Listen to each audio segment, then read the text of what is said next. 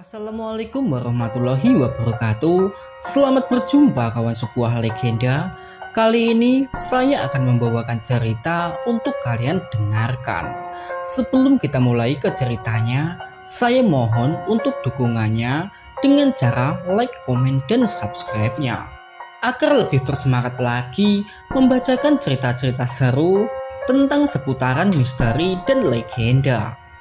Baik, langsung saja kawanku, kita mulai ke alur ceritanya yang berjudul Gagak dari Mataram, Asasin Tanah Jawa.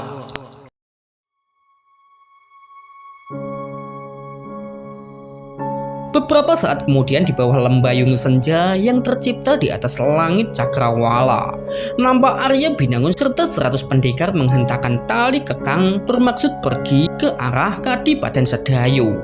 Sementara itu di tempat lain terlihat Ki Jafari dan para pengikutnya sedang menyusun strategi penyerangan. Hingga di mana Barik datang setelah menyelesaikan misinya di Sedayu. Asman, kamu bawa 200 orang pergi ke Kadipaten Sedayu, bakar tempat itu. Ingat Asman, sebelum tengah malam, api harus berkobar di Kadipaten Sedayu. Asman, pergilah sekarang. Sendiko dawuh Ki. Ucap Ki Jafari yang dijawab pemuda itu bangkit berdiri guna menyiapkan pasukannya. Sesaat kemudian Asman yang disambut 200 anggota pasukannya yang berjalan menuju ke Sedayu meninggalkan kuda-kuda mereka, bermaksud sebisa mungkin tidak menarik perhatian lawan. Sementara Barek yang baru saja tiba dari Sedayu setelah menjalankan aksinya hanya terdiam, seolah sedang dilanda cemburu dikarenakan Asman yang diperintah pergi memimpin pasukannya.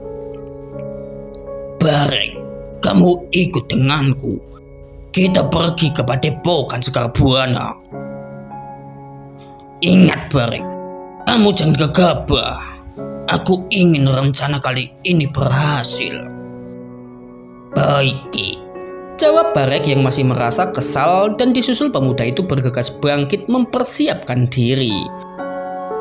Beberapa waktu kemudian Ki Jafari dan Barek serta 300 asasin bergerak berjalan menuju ke arah Padepokan Sekar Buana. Sore itu di bawah cahaya lembayung senja yang bersinar terang, dua kelompok gagak berpisah menuju ke arah yang berlawanan. Dua serangan hendak mereka lakukan dalam semalam. Sementara itu di Kadipaten Sedayu sedang disibukkan dengan aktivitas para prajuritnya. Malam itu penjagaan di Kadipaten Sedayu sangat-sangat ketat. Terlihat dari hampir 100 prajurit yang menjaga gerbang masuk Kadipaten. Sampai suara derap ratusan kaki kuda terdengar di tengah kegelapan malam. Segera disambut ratusan prajurit yang mengangkat tombak dan pedang bermaksud siaga menyambut segala kemungkinan yang akan terjadi. Sampai di mana ratusan prajurit yang bersorak-sorai saat melihat kedatangan Arya Binangun beserta 100 pendekar Sekar Buana. prajurit, lapor kepada Ki Demang. Mahaguru sudah datang. Perintah seorang bekel yang bertugas menjaga di Gapura. Beberapa saat kemudian terlihat Ki Demang Badra datang bersama beberapa pengawalnya. Selamat datang kembali di Sedayu Mahaguru, ucap Ki Demang Badra menyambut Arya Binangun. Ki Demang, bagaimana? Apa masih ada pergerakan dari mereka? Belum ada tanda-tanda Mahaguru. Lalu, di mana Gusti Temunggung Adipati? Beliau sedang berada di Pendopo Agung bersama keluarganya Mahaguru. Lalu, siapa yang bertugas menjaga mereka? Gusti Senopati beserta 100 prajurit pilihan Sedayu Mahaguru. Sebaiknya Ki Demang pergi ke sana, bantu Gusti Senopati untuk menjaga Gusti Adipati, biar kami yang membantu menjaga dari luar Kedaton. Baik Mahaguru. Ucap Ki Demang sembari bergegas membawa puluhan prajurit pilihannya menuju ke pendopo agung yang berada di dalam kawasan Kedaton. Sementara itu di luar Kadipaten Sedayu, tampak 200 asasin pimpinan Asman sedang menunggu dengan sabar hingga saat di mana Laila beserta kawan-kawannya yang membakar Kedaton. Suara kentongan ditabuh berulang-ulang dan teriak para prajurit serta pelayan Kedaton yang berlarian karena panik. Sementara Asman menyambut hal itu dengan senyum bahagia sembari mengangkat tangan. Beberapa waktu sebelum kebakaran Kedaton Sedayu, bersama dengan tenggelamnya Sang Hyang Surya di ufuk sebelah barat, malam datang menambah suasana di Kadipaten Sedayu semakin mencekam. Hingga di mana Mahaguru Arya Binangun yang datang bersama 100 pendekar Sekar Buana. Seketika semangat para prajurit yang sebelumnya meredup dikarenakan takut dan panik kini berkobar kembali. Sesaat kemudian di dekat Gapura, kota Kadipaten, nampak seorang bekel menggambarkan denah kota Sedayu atas permintaan dari Arya Binangun guna sebagai acuan mengatur strategi menyambut serangan para asasin. Ki Bekel, berapa prajurit yang kalian punya? 500 prajurit, Mahaguru. Selain 100 prajurit berjaga di sini, masih ada 100 prajurit berjaga di selatan. Sementara 300 pasukan berada di sekitar Kedaton, jawab Bekel sembari menunjuk lokasi para prajurit pada denah yang tadi dia gambar. Apa kalian pikir para Gaga akan menyerang dari pintu masuk? Terlihat Bekel dan para pendekar saling bertukar pandangan. Ki, mereka itu tak ubahnya seperti perampok dan pencuri. Mereka pasti mencari pintu-pintu masuk lain, ucap Arya Binangun dengan keyakinannya. Mendengar perkataan dari Arya Binangun, mereka mengangguk-anggukkan kepala dan membenarkannya.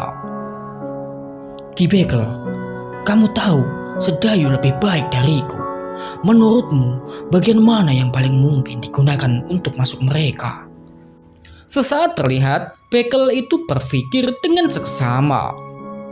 Sepertinya dari arah sini, Mahaguru, ucap Ki Bekel sembari menunjuk ke bagian barat kota Sedayu yang tergambar di denahnya.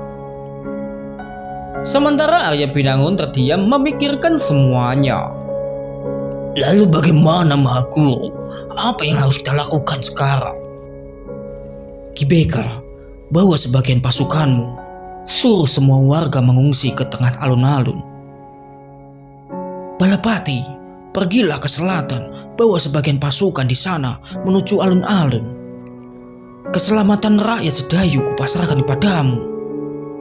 Dan kamu Argasena, pimpin 100 pendekar, kepung di tempat itu, beri mereka serangan kejutan, ucap Arya Binangun yang serta-merta dijawab anggukan kepala. Lalu bagaimana denganmu, Mahaguru? Aku akan ke Kedaton meringkus para gagak yang menyusup. Pergilah sekarang, lakukan tugas kalian masing-masing. Sendiko dawa, Mahaguru, ucap Argasena dan Balapati serta mereka yang serentak sembari bergerak menjalankan tugas yang diembankan. Sesaat kemudian di dalam gelapnya malam yang menyelimuti kota Sedayu, terlihat Ki Bekel dan 50 prajurit menjalankan tugas dari Arya Binangun. Disambut ratusan warga kota Sedayu yang berada di bagian barat, berduyun-duyun menuju alun-alun yang berada di tengah kota, di mana Balapati dan 50 prajurit sedang menunggu di sana. Sampai di mana Argasena dan 100 pendekar Sekar Buana bersembunyi di dalam rumah para warga yang baru saja ditinggalkan, bermaksud memberi serangan kejutan dan serangan dadakan kepada musuh. Sementara Arya Binangun berjalan menuju ke kawasan Kedaton, hingga nampak penglihatannya 100 prajurit sedang berjaga di depan gerbang Kedaton. Disusul Bekel yang bertugas menjaga gerbang Kedaton yang menghentikannya. Berhenti, siapa kamu? Tanya Bekel kepada Arya Binangun yang berjalan dalam suasana gelapnya malam.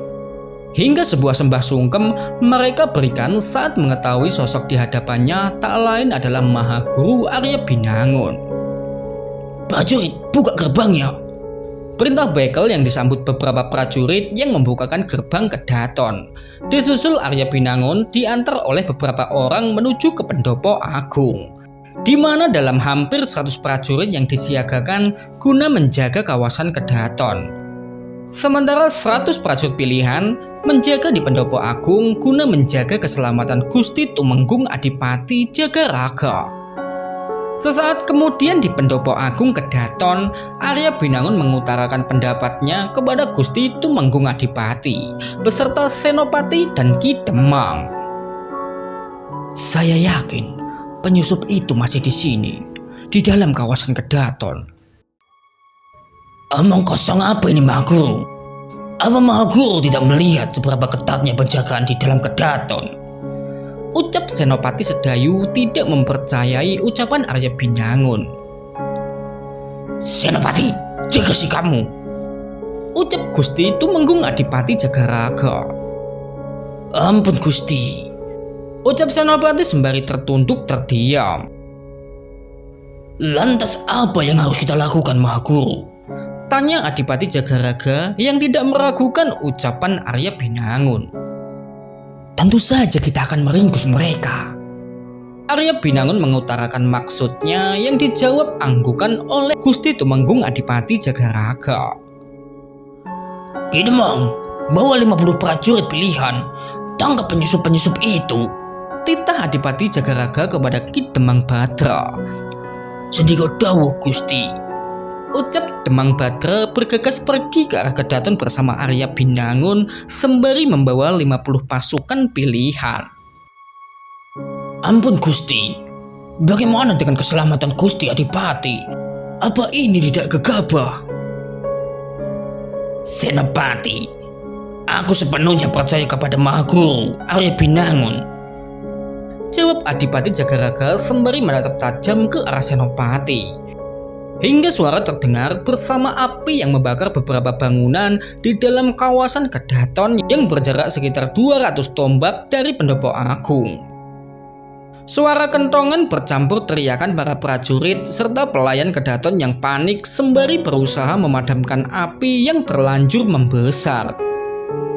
Hingga tanpa mereka sadari, nampak 7 orang dayang sedang tersenyum bahagia melihat kejadian ini di dalam kawasan Kedaton.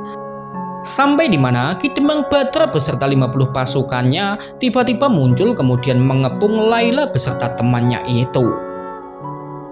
"Prajurit, ringkus penyusup itu!" teriak Ki Demang Badra memberi perintah kepada 50 pasukannya. Sementara Laila dan kawan-kawannya segera melakukan formasi bertahan setelah identitas mereka ketahuan. "Laila, bagaimana ini?" tanya Habibie kepada ketua mereka.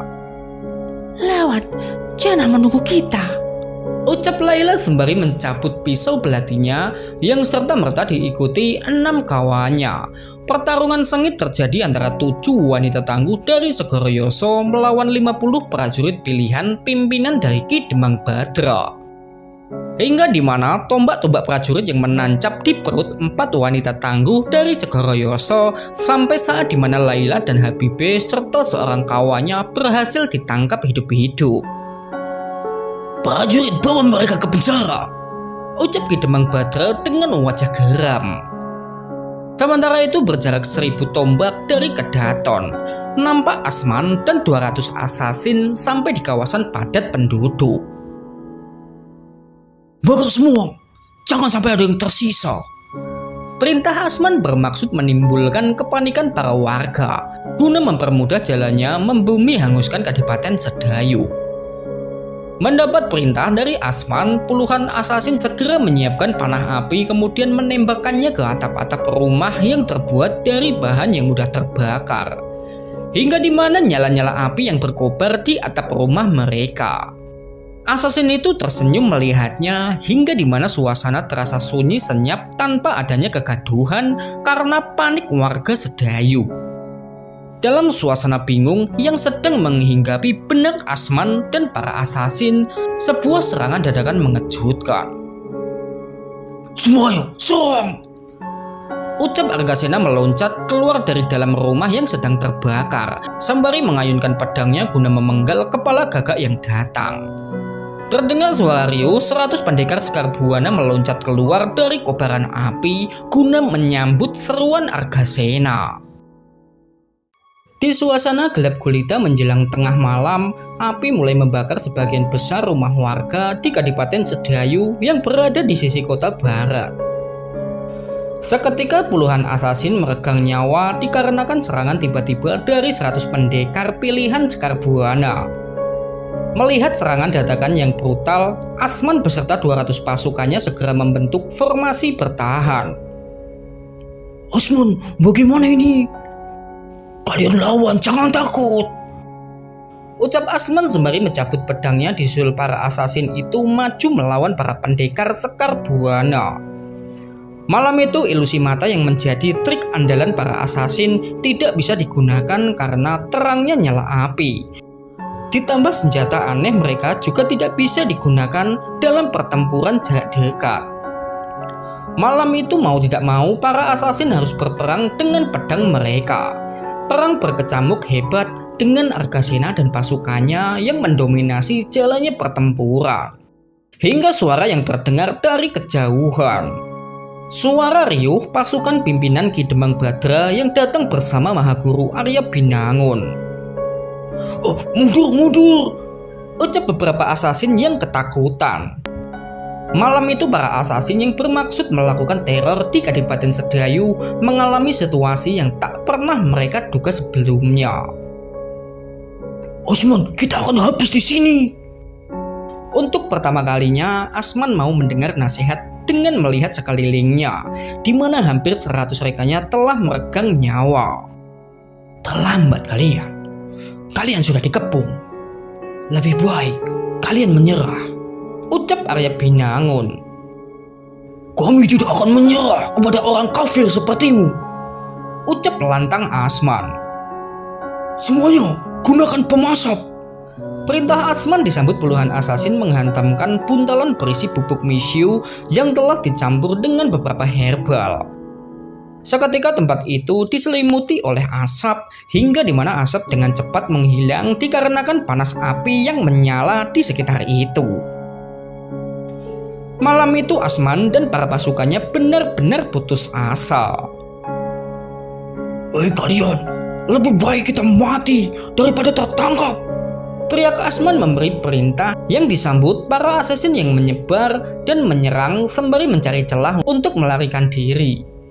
Sekali lagi perang berkecamuk hebat, para asasin memiliki semangat juang tinggi dengan perlawanan yang mereka berikan.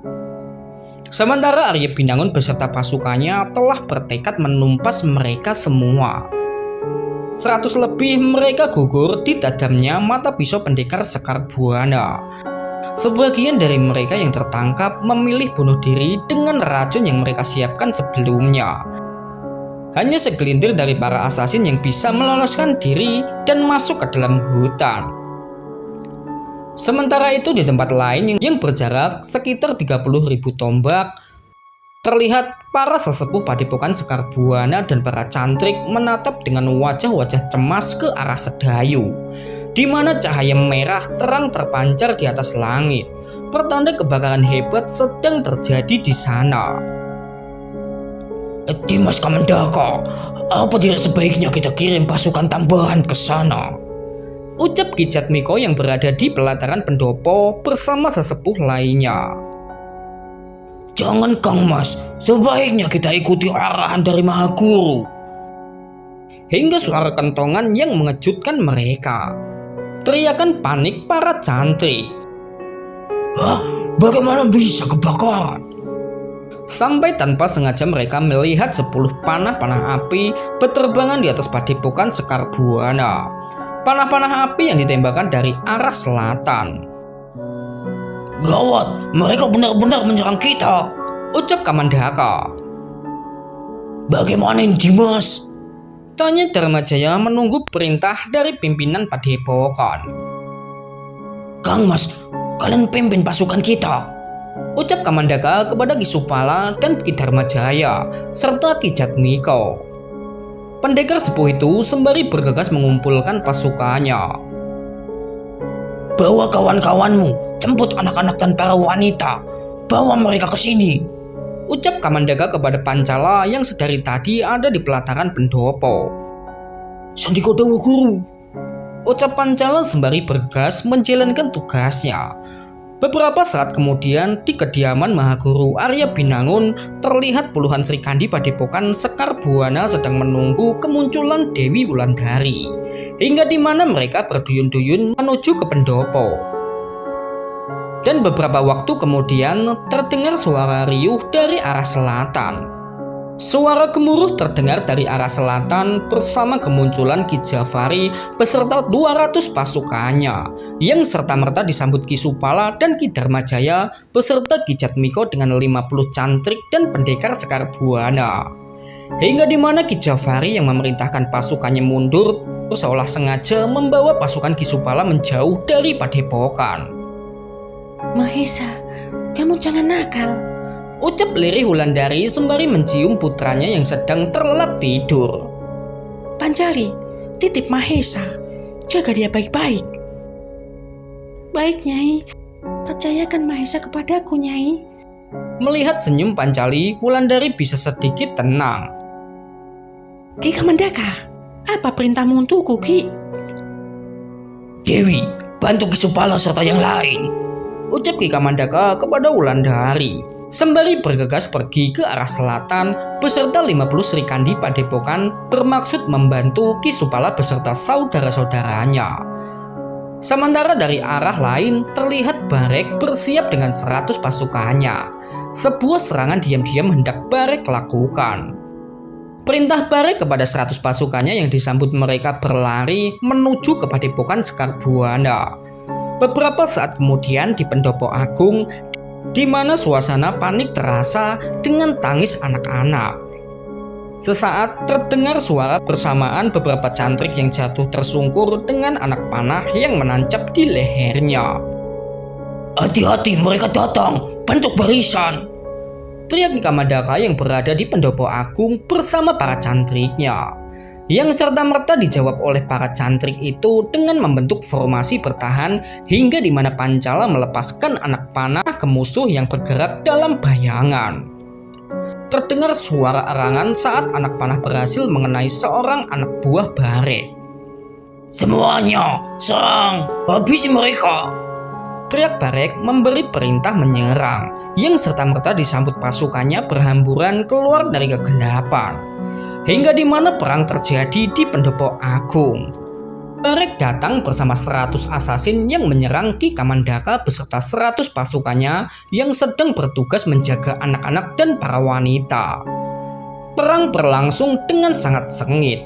Namun Ki Kamandaka serta cantriknya bukan tandingan dari keganasan Barek dan pasukannya. Minta bantuan, ini jebakan, teriakan perintah Kamandaka kepada Pancala. Baik guru, ucap Pancala sembari bergegas berlari meninggalkan tempat itu. Hei, itu, jangan biarkan dia kabur, teriak Barek disambut beberapa asasin menembakkan anak panahnya. Di tengah malam yang datang bersama cahaya nyala api yang membakar beberapa bangunan di kawasan Padepokan. Sebuah perang penghabisan terjadi di mana ratusan gagak pimpinan Barek menyerang membabi buta seolah mereka tidak memperdulikan keberadaan anak-anak serta para wanita. Malam itu Kamandaka beserta 100 pengikutnya berusaha sekuat tenaga menahan gempuran para musuh. Terlihat juga sepasang saudara kembar yang berusaha menghalau para asasin agar tidak masuk ke dalam pendopo. Pergilah Kang Mas, biar kami yang menjaga mereka, teriak Pancali yang berada di dalam Pendopo Agung sembari melepaskan anak panah ke arah para asasin.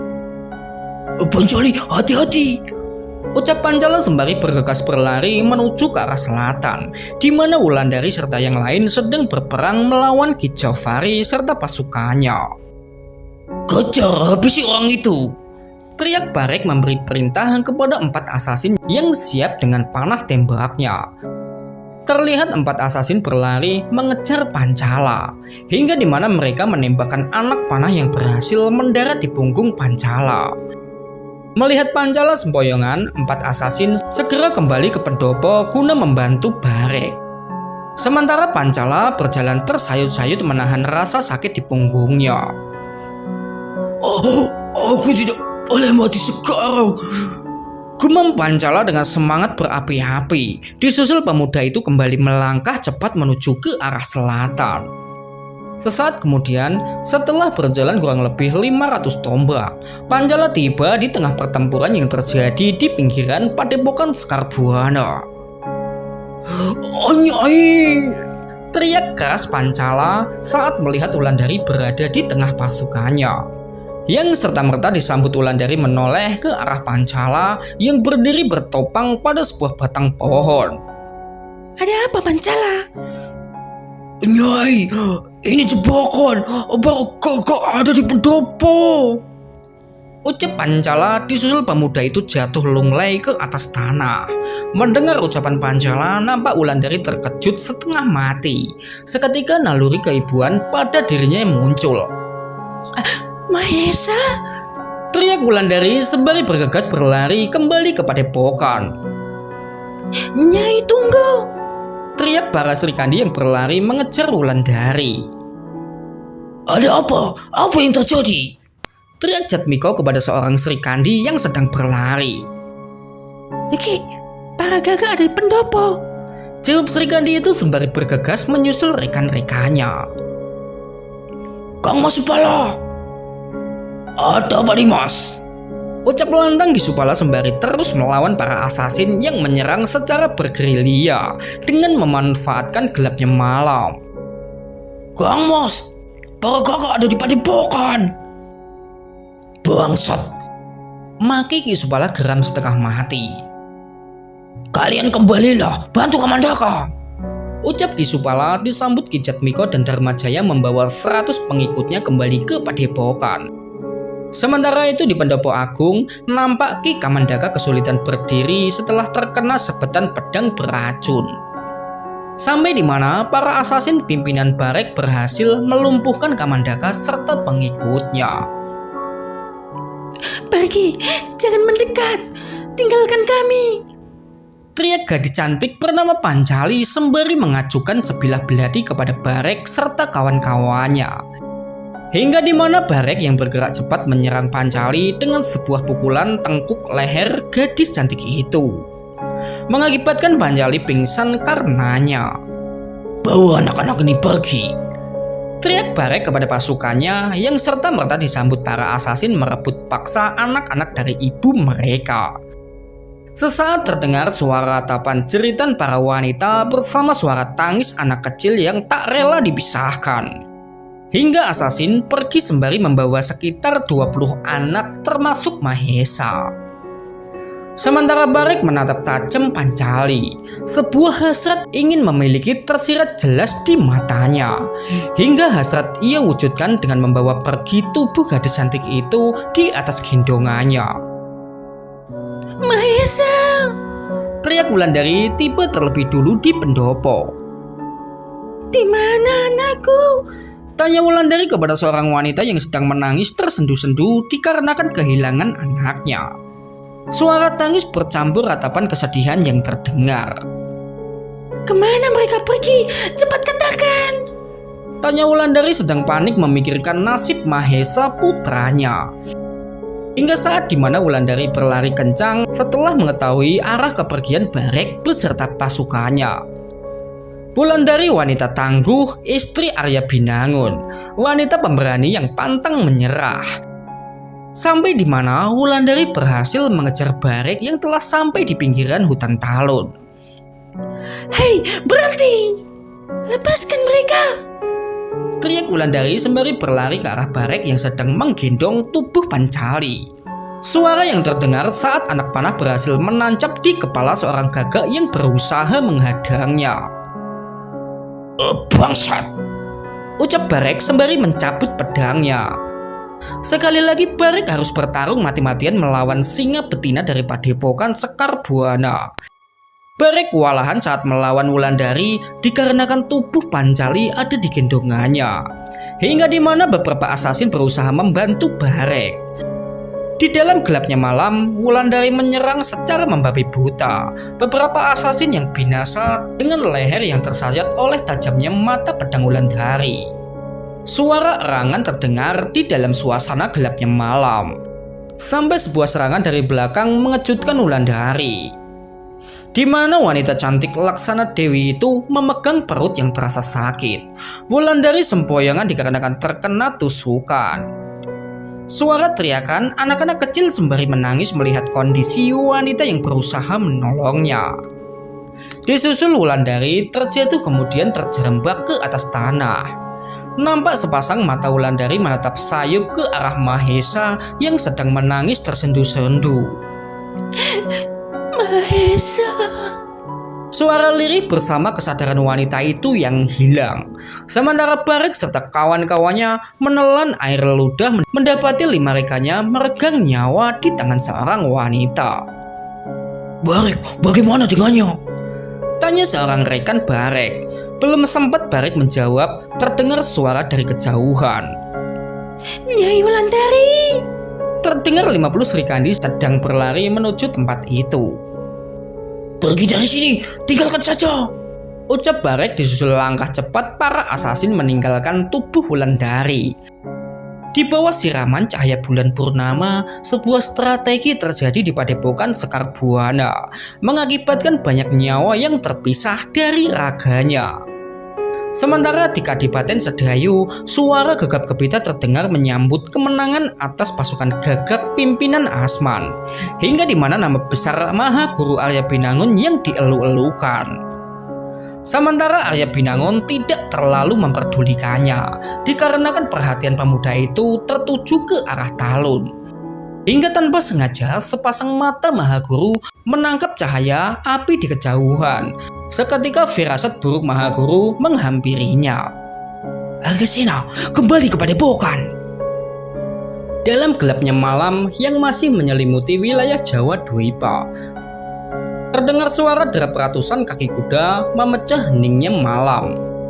Malam itu Mahaguru Arya Binangun beserta 100 pasukannya membawa kuda-kudanya melaju cepat laksana membelah angin guna bermaksud secepat mungkin tiba di Talun. Sementara itu di tempat lain di mana perang masih berkecamuk hebat antara Ki Supala bersama 400 pasukannya melawan Ki Jafari beserta 200 pengikutnya. Ki Jafari sengaja mengulur waktu untuk mempermudah aksi Barek guna melarikan diri, sampai di mana ratusan penduduk Dukuh Talun datang dengan senjata berupa tombak panjang serta tamengnya. Suara riuh ratusan penduduk Talun mayoritas bekas prajurit Majapahit. Malam itu para penduduk Talun ikut andil dalam pertempuran. Nampak mereka yang masih lihai dalam bertempur terlihat dari cara mereka mengangkat tameng sembari menusukkan tombak-tombak panjangnya. Ki Jafari serta pasukannya sebelumnya mampu mengimbangi kekuatan Sekar Buana pimpinan Ki Supala kini terlihat kewalahan. Ki Jafari disambut ratusan pasukan berhamburan ke belakang, hingga di mana ratusan tombak dilempar ke udara melesat mengejar tentara Ki Jafari, mengakibatkan beberapa gagak meregang nyawa karenanya. Sudah, jangan dikejar, kembali ke Padepokan, ucap Ki Supala kepada para cantrik yang bermaksud mengejar gerombolan Ki Jafari. Beberapa saat kemudian Ki Supala beserta pasukannya yang tiba di Padepokan Sekar Buana, hingga nampak di sepasang mata mereka Kamandaka dan para pengikutnya tergeletak di atas tanah. Kamandaka! Teriak Ki Supala sembari menyongsong tubuh saudara seperguruannya. Kamandaka, dimanjat Miko dan Dharmajaya! Teriak Ki Supala kepada Kamandaka yang sedang menahan rasa sakit akibat racun yang ada dalam tubuhnya. Kang Mas, mereka menyusul Nyai Wulandari mengejar pergagak Mas. Ucapan yang terpatah-patah, Ki Kamandaka bersama dengan pria itu jatuh pingsan. Cepat bawa yang terluka ke dalam pendopo, perintah Ki Supala yang serta-merta disambut mereka bahu-membahu membopong tubuh Ki Kamandaka beserta puluhan cantrik yang terkena racun menuju ke pendopo. Beberapa saat kemudian terdengar suara derap ratusan kaki kuda di mana Arya Binangun beserta 10 pendekar menaiki tangga berundak menuju ke Padepokan Sekar Buana. Hingga di mana mereka tercengang saat melihat ratusan mayat bergelimpangan di dalam padepokan. Mayat puluhan cantrik serta beberapa asasin yang baru beberapa saat lalu meregang nyawa. Pertanda perang hebat baru saja terjadi di sini. Hingga di mana suara Ki Supala yang menyapanya. Ki, apa yang terjadi di sini, Ki? Guru, mereka menyerang dengan tiba-tiba. Ucap Ki Supala dengan tertunduk malu karena tidak bisa menjaga Padepokan Sekar Buana. Wulan, di mana Wulandari? Tanya Arya Binangun dengan wajah menggambarkan rasa khawatir atas kondisi istrinya. Guru, Wulandari mengejar para gagak. Mereka menculik Mahesa serta anak-anak. Hah? Mahesa diculik, Ki? Kemana, Ki? Kemana mereka pergi? Tanya Arya Binangun yang dihinggapi rasa panik atas nasib putranya. Ke arah utara, Mahaguru. Ucap Ki Supala sembari menunjuk ke arah di mana Barek dan pasukannya membawa pergi anak-anak. Mendengar itu, Arya Binangun bergegas beranjak hendak pergi menyusulnya. Sampai saat di mana nampak sepasang matanya 50 Serikandi datang dengan membawa tubuh wanita di atas tandu. Arya Binangun pucat pasi saat tahu wanita yang sedang terbaring adalah Wulandari. Wulan! Teriak Arya Binangun sembari bergegas menyongsong tubuh istrinya. Wulan, apa yang terjadi padamu? Bangun, Wulan! Suara Arya Binangun yang sedang diselimuti rasa panik. Sementara yang lain hanya bisa tertunduk tanpa berani bicara. Sosok yang sebelumnya selalu terlihat berwibawa malam itu menunjukkan sisi kelembutannya. Sampai suara lirih keluar dari lisan Wulandari. Mahesa. Suara lirih seorang ibu memanggil-manggil nama putranya. Arya Binangun segera menghapus air matanya, disusul pemuda itu memeriksa dengan seksama kondisi istrinya. Wulan, kamu harus kuat, Wulan. Percayalah, Mahesa akan baik-baik saja. Tolong Mahesa, Mas. Wulan, kamu harus kuat. Kita akan tolong Mahesa bersama, Wulan. Ujar Arya Binangun dengan air mata yang menetes keluar. Wulan! Arya Binangun sembari menepuk-nepuk wajah Wulandari yang tiba-tiba pingsan. Disusul pemuda itu bergegas menggendong tubuh istrinya ke dalam pendopo, di mana Ki Kamandaka serta para cantrik yang terluka juga sedang terbaring di sana. Di dalam pendopo terlihat Arya Binangun yang duduk bersender di tiang saka, sembari menunggu istri tercintanya sadar.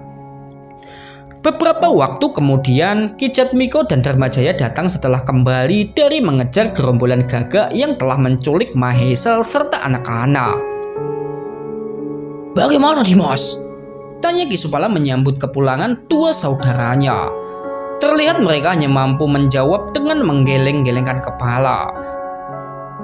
Melihat dua saudaranya, Ki Supala hanya bisa menghela nafas panjang. Dimas, Mahaguru ada di dalam, sebaiknya kalian beritahu beliau. Ucap Ki Supala kepada Ki Dharmajaya dan Ki Jatmiko.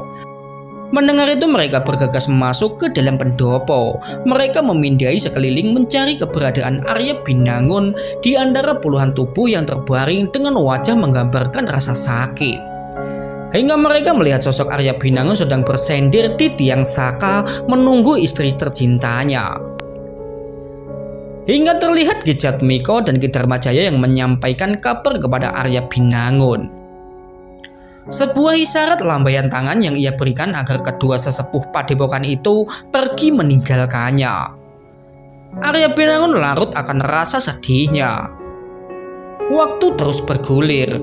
Pagi menjelang siang, Ki Jafari beserta pasukannya tiba di hutan yang dijadikan markasnya. Sampai saat di mana nampak di sepasang matanya, Asman serta 50 prajurit terlebih dahulu tiba di sana.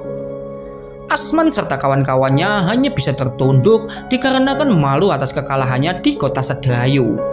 Terlihat Ki Jafari menatap tajam ke arah Asman beserta 50 pasukan yang tersisa. Tatapan tajam menandakan pria parubaya itu sedang murka. Asman! Teriakan Ki Jafari sembari mengangkat tangannya. Terdengar suara kerasnya tamparan yang terdengar bersama tubuh Asman yang terjerembab jatuh ke atas tanah karena kuatnya tamparan Ki Jafari. Kekuatan menandakan orang itu benar-benar murka atas kekalahan Asman. Hingga Barek beserta 70 asasin yang datang membawa Pancali dan anak-anak padepokan Sekar Buana. Ki Jafari dan para asasin juga dalam kerugian besar, di mana sekitar 200 pasukannya meregang nyawa. Perang selalu membawa duka dan nestapa. Tidak ada hal baik setelahnya. Yang ada hanyalah sebuah kerugian di kedua belah pihak. Terbukti dengan banyaknya nyawa yang melayang bersama harta benda yang hilang serta merta diiringi suara tangisan dan jeritan. Para gagak yang menjadi biang masalah telah kembali berkumpul. Ketegangan terjadi di tempat itu. Setelah Ki Jafari mendapati 150 pasukan Asman meregang nyawa tanpa hasil yang sepadan. Bagus, Barek. Kamu tidak mengecewakanku. Ucap Ki Jafari seolah-olah sengaja menjatuhkan mental Asman karena gagal dalam tugasnya. Barek tersenyum menyambut pujian dari pimpinannya itu, sembari menatap ke arah Asman yang sedang menyingkap darah dari mulutnya, hingga suara yang keluar dari mulut Pancali yang ikut serta menjadi tawanan. Lepaskan kami, lepaskan! Ucap Pancali sembari meronta-ronta. Barek, siapa dia? Kenapa kamu bawa dia kemari? Bunuh saja wanita itu sebelum masalah terjadi karenanya. Tidak, Ki. Aku menginginkannya. Barek! Teriak Ki Jafari emosi dengan sikap Barek. Kalian, habisi saja wanita itu. Ucap Ki Jafari segera disambut dua asasin melepas Pancali bersama dengan tubuh wanita itu yang terjengkang ke belakang. Disusul salah satu dari mereka yang mencabut senjata bermaksud mengeksekusi Pancali. Melihat itu Pancali menyeret tubuhnya mundur ke belakang setelah menyadari nyawanya akan terancam. Sementara Barek tidak tinggal diam dengan maju menghadang. Kalian berani menyentuh wanita ini, langkai dulu mayatku. Ucap Barek sembari menghunuskan pedangnya. Barek, beraninya kamu. Dan ketegangan pun kembali terjadi antara Ki Jafari dan Barek, hingga di mana seorang asasin membisikkan sesuatu kepada pria parubaya itu. Asasin itu memberi kabar perihal Laila Begum serta kawan-kawannya tak berhasil kembali dari misinya. Ki Jafari yang membiarkan Pancali tetap hidup dengan maksud memanfaatkan untuk mengurus 20 anak Sekar Buana yang semalam mereka culik.